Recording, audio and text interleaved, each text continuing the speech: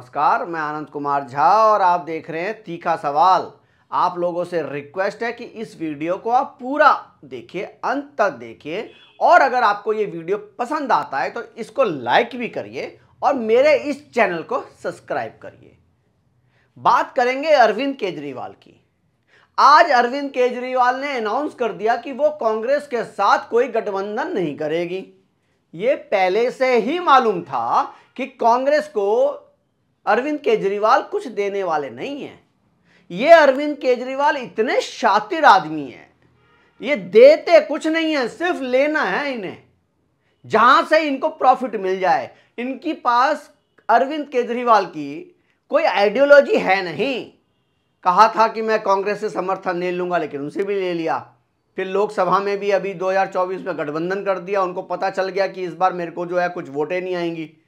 लेकिन अब जो दिल्ली में चुनाव होना है फरवरी में, उसके लिए आज उन्होंने अनाउंस कर दिया कि हम कांग्रेस के साथ कोई गठबंधन नहीं करेंगे। लेकिन मैं आपको आज स्थिति यह बता देता हूं कि आजकल अरविंद केजरीवाल अमित शाह को आड़े हाथों ले रहे हैं और ऐसा बता रहे हैं कि दिल्ली में क्राइम बहुत ज्यादा बढ़ गया है और दिल्ली में क्राइम आउट ऑफ कंट्रोल हो गया है। मैं ये कह रहा हूं, देखिए, किसी भी राज्य में, कोई भी राज्य हो, उसमें क्राइम आप कम कर सकते हो, लेकिन ऐसा नहीं हो सकता कि क्राइम बिल्कुल ही खत्म हो जाए। क्या पंजाब में क्राइम कम हो गया? अरविंद केजरीवाल से यह क्वेश्चन है कि क्या पंजाब में क्राइम खत्म हो गया? क्या नहीं हो रहा वहां पे क्राइम? लेकिन वहां की बात नहीं कर रहे हैं ना। वो अमित शाह को आड़े हाथों सिर्फ इसलिए ले रहे हैं क्योंकि उनके पास देखिए कोई मुद्दा है नहीं। जब आपने देखा था कि जब दिल्ली में नगर निगम के चुनाव थे तो उन्होंने एक मुद्दा बनाया कि सब जगह कूड़ों का पहाड़ है जी, हम इसको हटा देंगे जी। लेकिन क्या हुआ? आज भी वो कूड़े के पहाड़ है। जब शीला दीक्षित के सामने पहली बार वो सामने लड़े थे तो उस वक्त जो है निर्भया कांड हो गया था। उस निर्भया कांड में को उन्होंने, देखो, ये बहुत ही अपॉर्चुनिस्ट आदमी है और बहुत ही शातिर आदमी है। मैं ये भी कहूंगा बहुत अपॉर्चुनिस्ट भी है और बहुत ही शातिर आदमी है। मतलब इसको सारे हथकंडे पता हैं अरविंद केजरीवाल को कि कैसे, कहां पे मैं अटैक करूं और किससे मुझे फायदा मिल जाए। तब उस वक्त बात करते थे कि अगर देश की राजधानी को बचाना है, बलात्कार होने से इस देश की राजधानी में औरतों को बचाना है, लड़कियों को बचाना है, तो मेरे को वोट दो जी। अब काहे नहीं बोल रहे हो भाई? अब बोलते हैं कि मेरे पास पुलिस नहीं है। तो उस वक्त क्यों बोल रहे थे टीवी चैनलों पे? 2014-15 में टीवी के सामने इंटरव्यू में क्यों बोलते थे कि चीफ मिनिस्टर इतना जो है कमजोर नहीं होता, इतना लाचार नहीं होता कि वो इस चीज क्राइम को कंट्रोल ना कर सके। देखिए, इसके पास ये एजेंडा चलाता है और इस एजेंडे में पूरा का पूरा साथ दे रहा है इस मीडिया। जितने भी ये चैनल है ना, ये सारे के सारे अरविंद केजरीवाल को साथ दे रहे हैं। आप ये बताओ, टीवी में सुबह से लेकर शाम तक चल रहा है। आजकल आप देख रहे होंगे कि पंजाब का ऐड चल रहा है कि वहां पे नशा जो है बहुत ही कम हो गया है, खत्म हो गया है। ये तो यहां तक बात कर रहे हैं खत्म हो गया है। क्या ऐसी स्थिति है क्या ग्राउंड पे? कोई भी पत्रकार, कोई भी टीवी वाला, कोई भी चैनल वाला ये क्वेश्चन पूछ रहा है क्या यह भैया पंजाब में क्राइम खत्म हो गया, पंजाब में नशा खत्म हो गया? वहां तो पता चल रहा है लोग नशे से मर रहे हैं। ऐसी स्थिति आ रही है कि सरकार भी इतना ध्यान नहीं दे पा रही और एवं तो उनके चीफ मिनिस्टर के ऊपर ही इतने आरोप लगे हुए हैं कि वो नशा में खुद ही अपने आप ही ऐसे धुत रहते हैं। तो जिसका चीफ मिनिस्टर पंजाब का खुद नशे में इतना धुत रहता है, वो नशा मुक्ति के लिए ऐड निकाल रहा है और उसके ऊपर कोई क्वेश्चन नहीं कर रहा। लेकिन एक बात ये मानिए कि इस देश का मीडिया जो भी है, इस देश का मीडिया जो है ना, वो नमक हराम नहीं है, नमक हलाली करता है। जो इसको पैसे टुकड़े देगा, जो इनके ऊपर पैसे फेंकेगा ना, उसकी वाहवाही करने के लिए ये मीडिया इंडिया का तैयार बैठा है, उनके ऊपर पलके बिछाए बैठा है। अरविंद केजरीवाल के ऊपर किसी ने पानी फेंक दिया। पहले तो यह बताया गया कि ये पानी नहीं है जी, ये तेजाब है, तेजाब। ऐसी आपने आम आदमी पार्टी ने प्रेस कॉन्फ्रेंस स्टार्ट कर दिया, सबने चापलूसी शुरू कर दी कि अरे तेजाब फेंक दिया जी अरविंद केजरीवाल के ऊपर, निकला वो पानी। वो अलग बात है कि भाई ठंड में पानी डालने की क्या जरूरत थी, ठंड में बंदा 3-4 दिन ना नहाए, अरविंद केजरीवाल जैसा आदमी, और उसके आपने पानी डाल दिया। चलो डाल दिया तो डाल दिया, पता चल रहा है कि वो आदमी मार्शल था बस में, 5 महीने से सैलरी नहीं मिल रही है, बकाया पैसा नहीं दे रहा अरविंद केजरीवाल, और यहां बातें तुम बड़ी बड़ी कर रहे हो। मैं खुद दिल्ली की बसों में कंडक्टरों से मैंने बात करी, और बात करके उनसे मैंने पूछा कि आप ये बताओ कि अरविंद केजरीवाल कैसे लगते हैं आपको। तो उन्होंने जो बताया बहुत शॉकिंग था यार।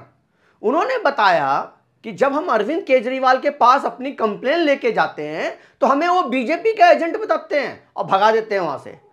कहते जो भी आदमी उसके पास जाए अरविंद केजरीवाल के पास और अपनी कोई कंप्लेन करे तो वो बीजेपी के एजेंट बताता है। कहता है यार तुम लोग बीजेपी के एजेंट हो, तुम बीजेपी के हाथों से खेल रहे हो।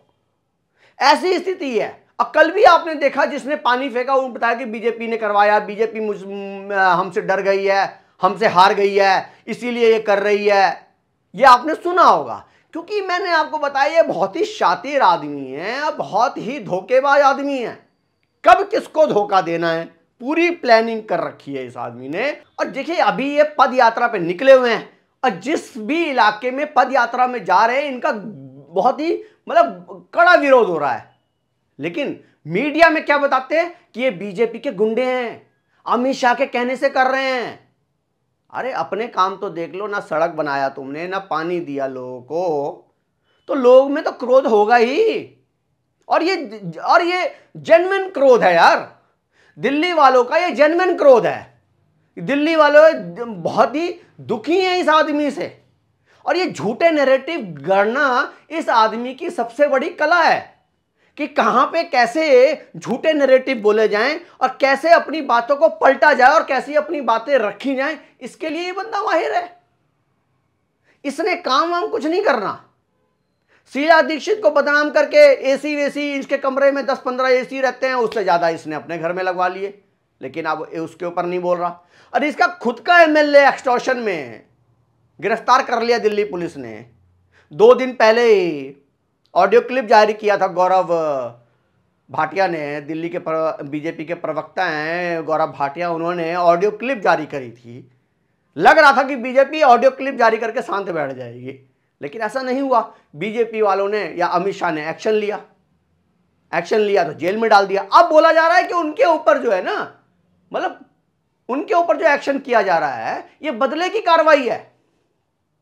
मतलब पकड़ो तो बदले की कार्रवाई, नहीं पकड़ो तो दिल्ली अमित शाह कर क्या रहे हैं। और इतनी गंभीर आरोप उनके ऊपर लग रहे हैं। अब मुझे लगता है इसकी जांच होनी चाहिए कि वो एक्सटॉर्शन का पैसा कहां जाता है।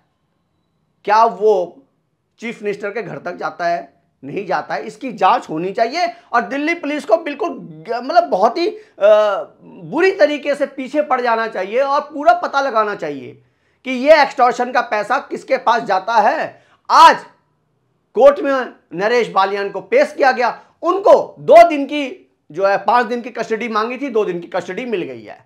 लेकिन इसमें निकलता क्या है ये आप देखने की बात है कि इसमें क्या निकलता है। लेकिन मैं ये कहूंगा दिल्ली को बर्बाद करने के लिए अरविंद केजरीवाल जो पद यात्रा कर रहे हैं और दिल्ली को बुरी तरीके से बर्बाद कर दिया है। ये बहुत ही शातिर आदमी है, और मैं बार बार अपने वीडियो में कहता हूं कि ये इंडिया का नटवरलाल है। पॉलिटिक्स में ये नटवरलाल है। किससे कैसे कहां किससे फायदा लिया जाए इसकी पूरी प्लानिंग करके बैठा होता है भाई। ये देने वाला कुछ नहीं है, ये लेने वाले में से है बस। आप मतलब इस आर्मी के बारे में क्या बोला जाए। और दिल्ली का इतना बुरा हाल कर दिया, इससे पहले दिल्ली का बुरा हाल कभी भी नहीं हुआ था। रोडों का ऐसा बुरा हाल है कि आप ऑटो वाले इनके ऊपर जान छिड़कते थे केजरीवाल के ऊपर, लेकिन ऑटो वाले ही कह रहे हैं आप तो भैया हम उनको ढूंढ रहे हैं कहां है केजरीवाल। लेकिन ये वोट जब लेना होगा ना, तब आप देख रहे किस तरीके से आज भोला चेहरा लेके मीडिया के सामने आए कि मुझे जो है जान से मारने की साजिश रची जा रही है। इतना मतलब मुझे तो लगता है अमिताभ बच्चन भी फेल है भाई इसके सामने, शाहरुख खान भी फेल है। ऐसी एक्टिंग करता है ये अरविंद केजरीवाल जैसे इसके ऊपर वाकई ऐसी जानलेवा हमला हो गया और कोई वो नहीं है। हो सकता है ये इसी का ही आदमी हो। और ये कहते हैं हम गांधी के चेले हैं, उसको मारने पीटने लग गए। लेकिन कुछ लोगों ने मुझे बताया कि ये WWF की तरह उनको मारा है। कुछ लोगों ने मुझे बताया है कि वो जो आरोपी था उसको WWF की तरह मारा है। WWF की तरफ मारे का मतलब क्या? मतलब लड़ाई तो बहुत तेज दिखाते हैं लेकिन चोट नहीं लगती। मतलब वो नकली लड़ाई जो होती है वैसी लड़ाई उसी तरीके से पीटा गया है लोगों को मीडिया के सामने दिखाने के लिए, क्योंकि ये शातिर लोग हैं और इसके हथकंडे ऐसे हैं। ये डेली सोने से पहले कुछ हथकंडा ऐसा करता है, ये मतलब ऐसा है कि मतलब इसके ऊपर जितनी बातें करी जाए कम है भाई। और ये भी समझ लेते हैं कि ये अमित शाह का नाम क्यों ले रहे हैं ये बार बार। ये अमित शाह का नाम सिर्फ इसीलिए ले रहे हैं, आपको पता है कि दिल्ली में चुनाव आने वाला है और चुनाव के लिए अमित शाह जब निकलेंगे रोड पे तो लोग क्वेश्चन पूछें, भाई कैसा दिल्ली में आपने जो है कानून व्यवस्था तो आपने ठीक नहीं करी। लेकिन इसकी पूरी की पूरी जिम्मेदारी केजरीवाल के ऊपर बनती है। कैसे यह शीला दीक्षित के ऊपर आरोप लगाता था कि अगर बलात्कारी से बचाना है तो मेरे को वोट दो, बलात्कारों को मैं सजा दिलाऊंगा, लेकिन अब गायब है। अब इसके जो है सुर बदल गए हैं। तो आप लोगों को क्या कहना है इस अरविंद केजरीवाल के बारे में, ये नटवर लाल के बारे में आप लोगों को क्या लगता है? ये दिल्ली का जो सबसे बड़ा नटवर लाल है, ये डेली ये कुछ आइडिया लेके आता है और ऐसे आइडिया लेके आता है जो भोला चेहरा लेके आता है। बॉलीवुड वाले भी मुझे लगता है इसके सामने फेल हैं। आप लोगों को क्या लगता है प्लीज़ कमेंट करके बताइए, और मेरा वीडियो मेरा कंटेंट कैसा लगा ये भी बताइए। और ये अरविंद केजरीवाल क्या टक्कर दे पाएंगे? जैसे 2 बार से टक्कर क्या उन्होंने ऐसा एक तरफा लहर उनकी चल रही थी 2015 में, 2020 में, क्या 2025 में भी ऐसी लहर चलेगी या बीजेपी कुछ अच्छा कर पाएगी विधानसभा में? आप लोगों को क्या लगता है प्लीज़ कमेंट करके बताइए। और आपको मेरा वीडियो मेरा कंटेंट अच्छा लगा तो इस चैनल को लाइक करिए, शेयर करिए, सब्सक्राइब करिए। धन्यवाद।